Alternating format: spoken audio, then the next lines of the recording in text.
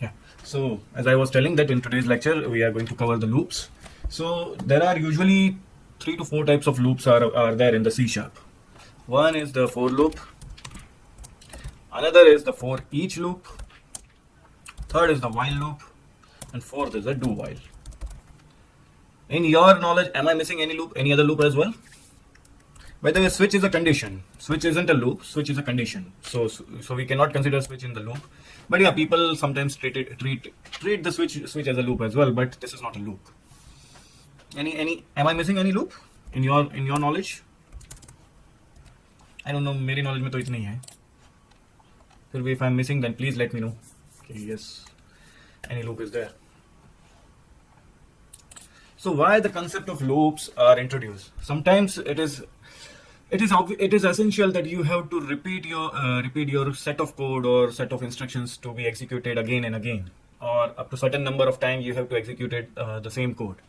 To reduce your efforts and to reduce your time of writing the same code for 5 times, 10 times, or even sometimes 100 times, the concept of loop is introduced. Yeah, I'm speaking all these stupid things, but yeah, these are the obvious that why these are introduced. So for this reason, the loops are there. Now, all these loops are somewhat doing the same thing, repeating your code up to the multiple times, but only the syntaxes are different and the way of treating it are different. Let's start with the for loop. Then in the for loop, the syntax is something like this. Okay, I have to create the function first, otherwise it will give me an error. So I will write public void for example. So I'm writing the for. I'll clicking double tap. So this is a normal syntax of a for. For loop is, I believe, the widely used loop in any of the project or any of the program that you created. I don't know, either professionals or either students or anyone. They understand the for loop so easily and they find it so familiar to work with the for loop. So in the for loop, there is a syntax that you have to init your value first. This is the initialization. There are 3 conditions, or can say the 3-step syntax that you have to follow. First step is to initialize any object, any variable or anything, and make a first condition true. Second is the real condition under which your loop will perform. This is usually the second loop is mainly contains any kind of arithmetic conditions or something that progress the loops. So that condition needs to be always matched. So here there will be the second thing is about the condition, and third is the either increment or decrement. Whether you want to print suppose 0 to 100 or 0 to minus 100. So in that case, either you increment or decrement. Okay. So one of the way you have to progress the loop. So let's just go with the simple thing. Suppose I want to print 30 to 40. So I'll set the value of I to 30. And then I'll set the upper limit until my I is less than or equal to 40. So this is my condition that I will continuously check the value of I, and then I'm making an increment here. So let's do with the decrement thing this time. I'm making this as a 40. I'll take this as this. So I'm going to print in a reverse order, and I'll take the decrement at this time. So I'll just simply do console.writeLine I.toString. Okay. So let's see whether it's execute or not, or will I get any error.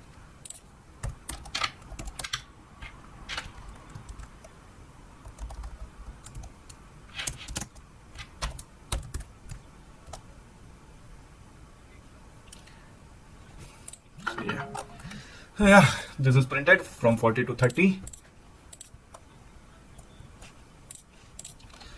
So similarly, I'll first go with the while loop, then I'll come to the for each.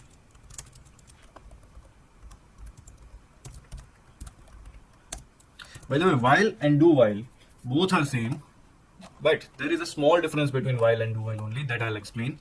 First, let me create a function. Public void. So I'll write. So while is the loop there, you have to again you have to fulfill all this condition in any of the loop that you are going to use. You must need a initialize variable or something. You must need any other thing. I mean, sorry, you must need a condition as well, and you must need a increment or something that progress the loop. So all these things you need it, but but in the while loop, it will continue the loop until your condition is true. For to stop the while loop, either you have to break or return from the while loop, you have to manually exit from the while loop, or you have to make the condition false. Then only you can go out of the while loop. Otherwise, you will stuck into the infinite loop. So this is a very I cannot say this to work with the while loop. You need to be logically very sound, because in the initial days, or can say at the student level, usually it happens that students stuck into the while loop for an infinite loop, and the project got hanged. So we have to manually restart sometimes the Visual Studio to stop it and all. I mean, I'm talking about the earlier days. These days it is fine. Even we can stop the programs. But yeah, so to work with the while loop, you have to be wise. So while loop, understand, is for the wise people, and for loop is for everyone, whether you are wise or not or anything. But yeah, so this is usually called in the industry that okay, while loop is for wise people. These are not my statement. Don't take it personally. So this time I want to take something else. Let's see. Suppose I'm taking a string.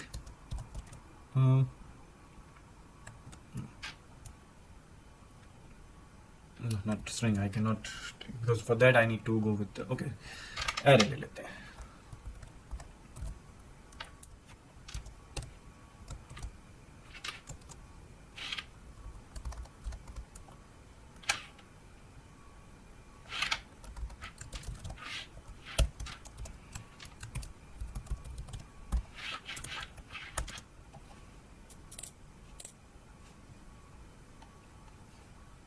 Pre and post. Okay.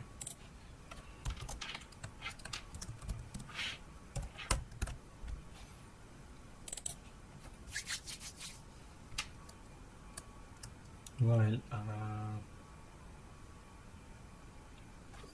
leave it here.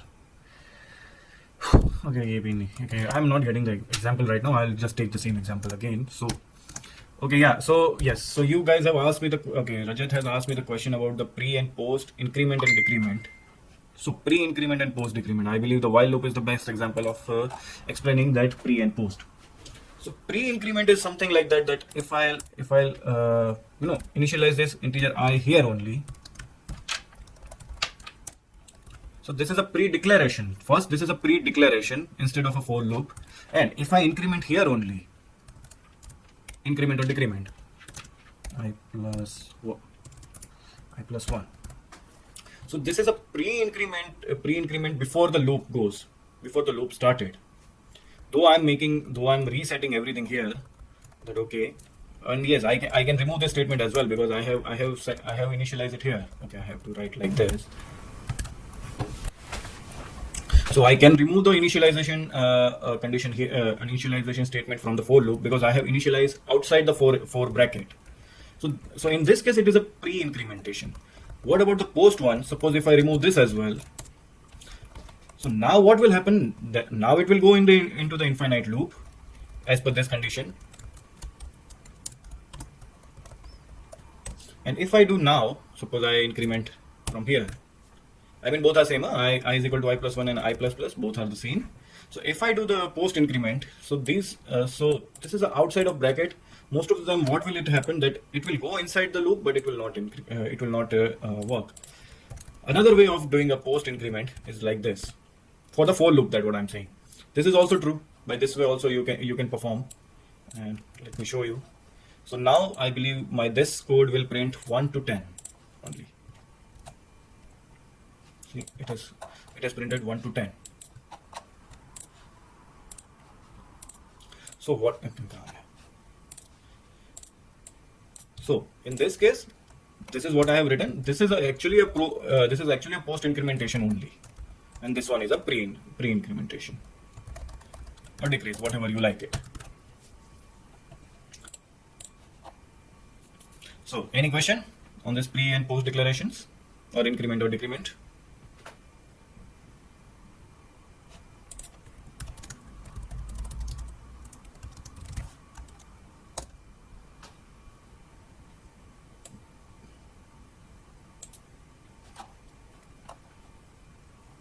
Okay, so now you will get another way of post incrementation again, because while loop usually work with the post things better. Yeah, so let's again take the 0. I'm again to work with the while loop. Here you need to declare your variable or anything is first. Then I'm writing the condition again here, that until the I is less than 10. First do the incrementation and then click, then print it.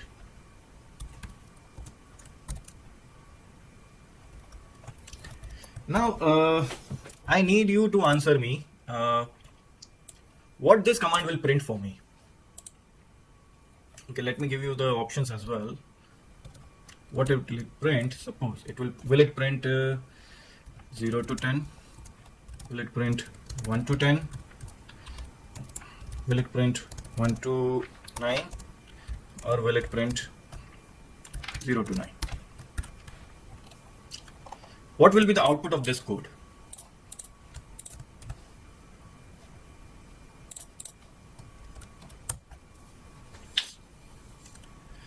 Okay, Rajat is saying infinite. So show the code, please. Yeah, sure.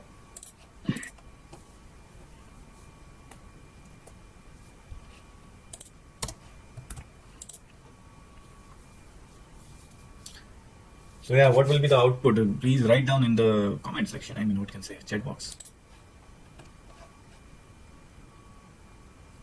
So Tithi and Rahul are saying 1 to 9. Does anyone want to try anything else? 0 to 9 with break. Okay. Varun is saying 1 to 10. Okay. Thanks for the answers. Does anyone want to write down? Then please write down. I will just execute. If there is any error, I really want to see the error. And if there is nothing, then it will be cool. So yeah, let's see what will be the output. Okay, so I'm commenting down.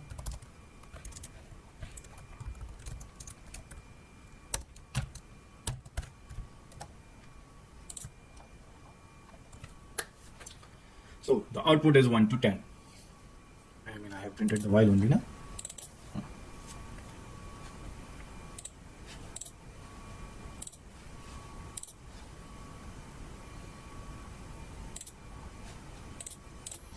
Now who is got surprised? Even I am surprised. So to understand this, let's execute. Sorry, let's debug this one. So first initialize I with 0. Now the value of I become 1. So it must started from the 1 only. But it start. So yeah. So first one is right. That it started from the 1 instead of 0. Now when this loop reach to the 9, it will again plus plus, and that's the reason that it has displayed 1 to 10 instead of 1 to 9. Yeah, mine I is 6. Okay. So by this way, it will print 1 to 10, complete 10. Now I want to change the position.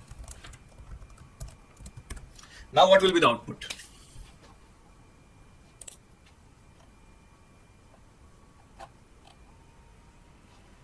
Okay, I have changed this position. Now what will be the output?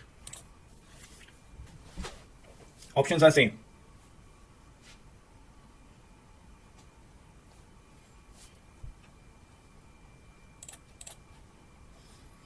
Zero to 9, 1 to 9. Okay. Any more answers?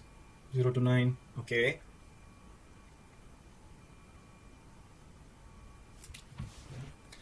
Yeah. Okay. In the last thing, first I want to answer this break thing about this. that break is not required here, Rajat, because the loop is not going into the infinite one, or loop is not so big that where I want to break it, or is it required? I will cover the break and continue and return and all these things in today's lecture as well, but the break is not required, at least in this condition. I will explain when the break is required. So yeah, major answers are coming 0 to 9. So let's check only instead of giving the answer. So yeah, this time people are right. Most of the people are right, and congratulations to everyone. Now what is happening that I'm printing the first and then I'm incrementing. Okay, now I'm so surprised. I पता नहीं यार मेरा आज ऐसा खेलने का mood है. So let's do this. Now even I don't know what will be the answer. Does anyone wants to guess that what could be the answer?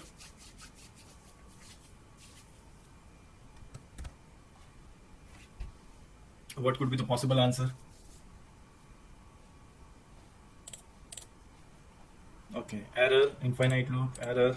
Okay, because if there will be error, then even I will figure out with you. I don't think so. It will be error, but yeah, let's see. Chances of infinite loop, possible. Yeah, yeah. Chances of infinite loop are there. Okay, so let's check if there is any infinite loop is happening here or not. Yeah, it goes into the infinite. So now if I want to break it, let me see whether I can break it or not.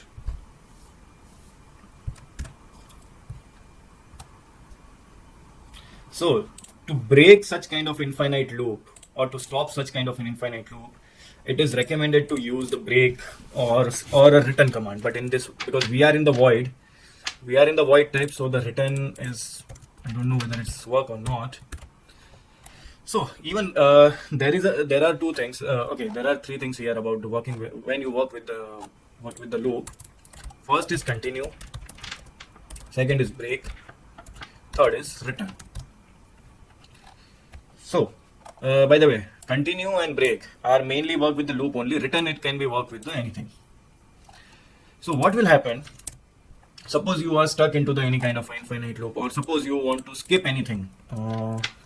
Like I write here that if I becomes 3, then continue. So what will happen? It will skip the line from here.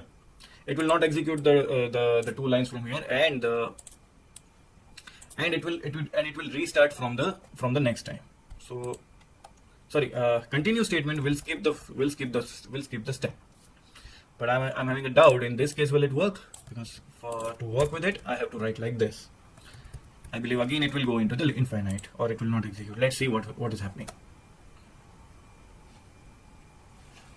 So in this case, only the loop breaks from here. It shouldn't be break. It should be continue. So whenever the I become 3, it will continue and it will not execute this line. So let me check. So let me execute. See, now 1 to 10, but the 3 is not there. But suppose I want to break the loop. When the I become 3, I don't want to execute further, so that I will write like this. And now it will be irrespective of this position. It's completely fine. I can write anywhere, and it will break this loop. See, 0, 1, 2 only print. But if I do like this, then only 1, 2 has been print. But return statement will what the return statement will do. Return statement, irrespective of any condition or anything, it will simply turn off the function. Even I can write return anywhere, but wherever the first return statement is executed, the functions stop executing from there only. No matter at what stage you are there, return statement will stop the execution of the function or method or anything that you are performing. Whether you are in loop, whether you are in a set of code or anything, irrespective of anything, return will stop it, no matter what. So let's see. See, only one is printed, and then the function stops from here. So this is a basic difference between break, continue, and return. yeah, in switch case you are usually found the break, because switch, the cases inside the switch, they are considered as a loop, and it will execute till the infinite. So this is actually, I can say, the syntax, or can say the design, or can say the pre-design structure of a switch case, or a switch loop, you can call it. So with the switch only, you have to write, or you have to put the break after the your set of code has been executed. You have to end the switch cases with the break command, no matter what. You can end with the return as well if you don't want to break, but it is recommended to use the break, and you have to use the break or return, any of that. Otherwise, switch case, no matter what, it will execute till the infinite. So, any questions here?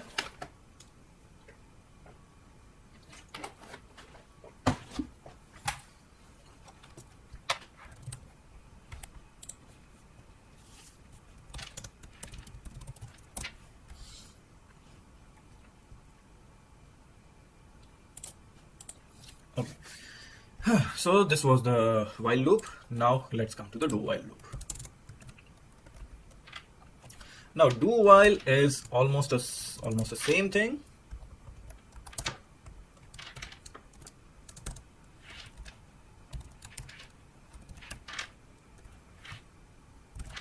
Okay, I need a function first. Why am I forgetting all the time?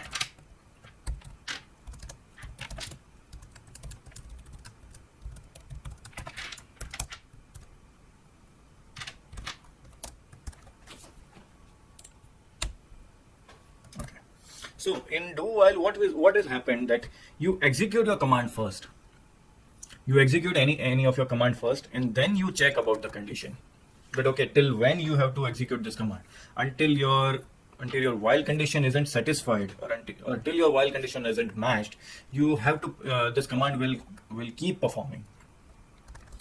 In this case, again, you can call it as a pre-incrementation or decrementation, or any condition, like I am writing like this. Okay. Now less than 10. Now I am doing plus again, SCW string.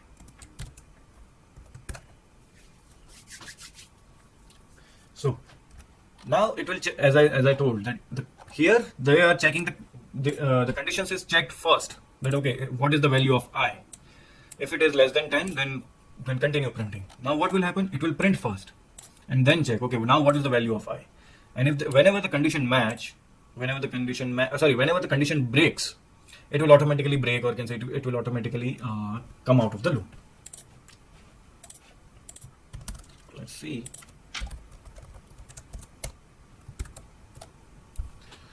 So yeah, 1 to 10 again printed. Same thing.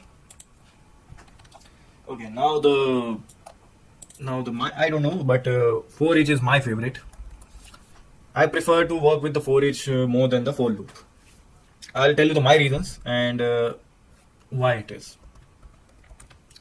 So let me. I think I cannot.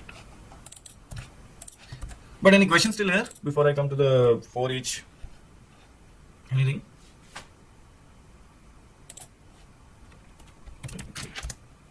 Function till time.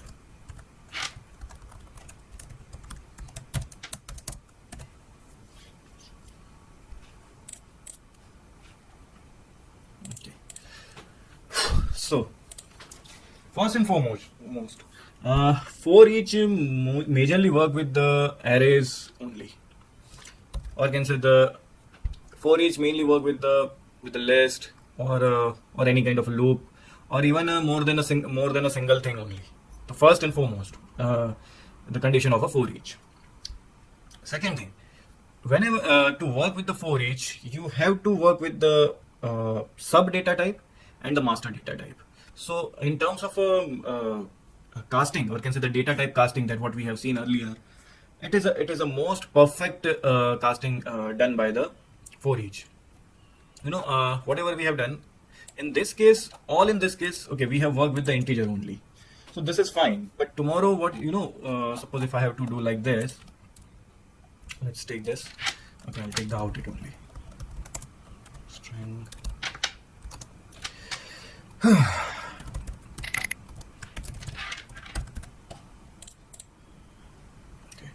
thought someone has written something. Suppose I want to print this name into the characters. So the code I will write like this way.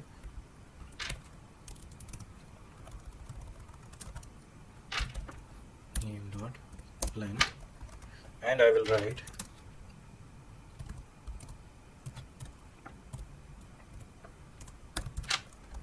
so now here what I'm doing, that I'm printing on the base of this string index. I'll tell you that what is the index and what, but I'm what can say, I'm breaking the string somewhere I'm breaking the string with the help of the integer. With the help of the integer only, I'm breaking the string. I'm taking the complete length of a string. In this case, the complete length is a 5. I'm starting from the 0, and then I'll go till the 5. And based on that, I'll print my name into the every new line. So let me show you what will be the output first. Okay, it will not print because I have not.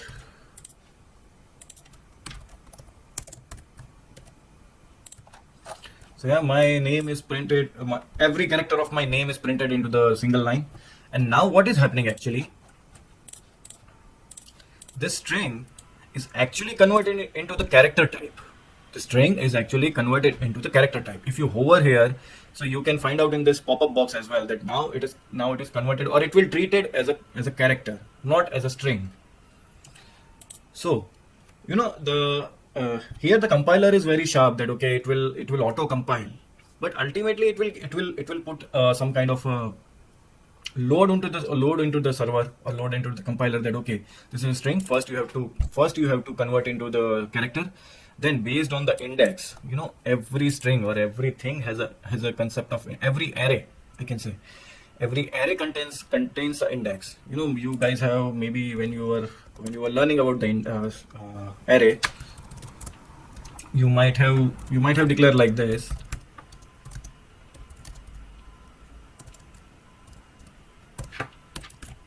So in this case, I have created an array of 4. So my indexes are 0, 1, 2, 3. So my every string, suppose if I write names 0, okay, right.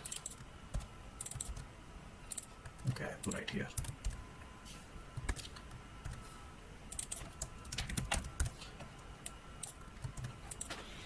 So in this array, the index 0, or can say the first value considers my name, but the second array considers second index contains the Rajat name.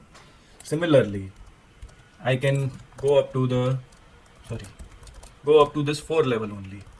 Suppose I write Aru, or suppose I write Apurva. But if I try to execute the 4th, I will not get the compile time error, but I will definitely get the runtime error. Okay, I'll take this into the for each only and delete it.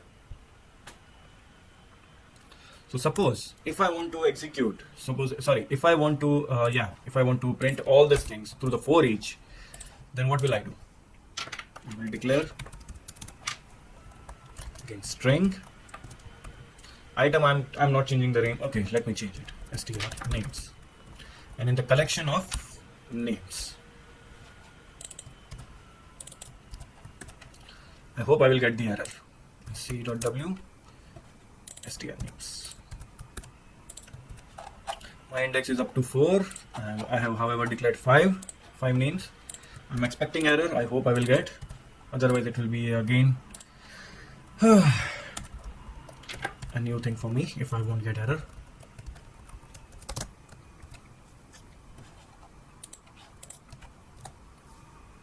See, I got the exception, or I got the error. So yeah, if I just put it into the comment box, now it will print. See, all the names are printed. So here what has happened, that I have pre-declared the data type, that okay, in this data type only I need a output from this collection. Here I have an array of string, and I'm asking for a result. But suppose if I again want to print my name only, then I will write character. I am not going to change the name. I'll let it be item only, and I'll see the name. My name is, I have declared this variable as Ishan,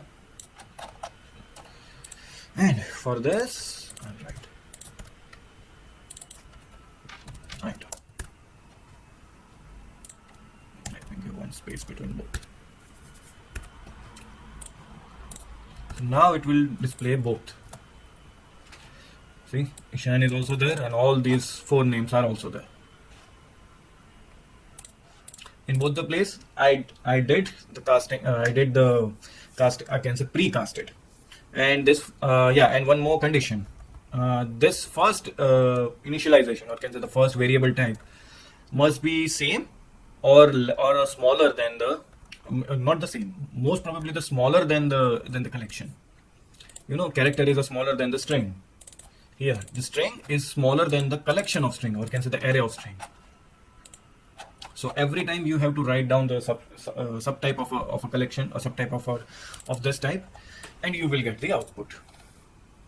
So this will so if you compare, if you know in reality, or can say in the larger aspect, if you compare the for and for each loop, then you found the for each loop is way faster than the for loop. But yeah, this is a small data type. This is a small data, so the performance will not be you can't measure the performance. But yeah, in the large projects, it can be measured. It can be measured, easily measured. So yeah, any questions?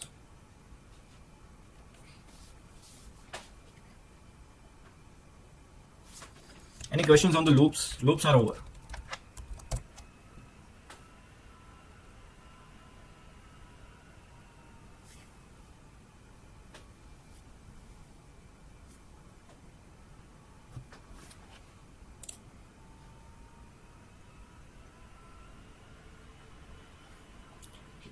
क्या हुआ भाई, सो गए क्या सभी लोग अभी से?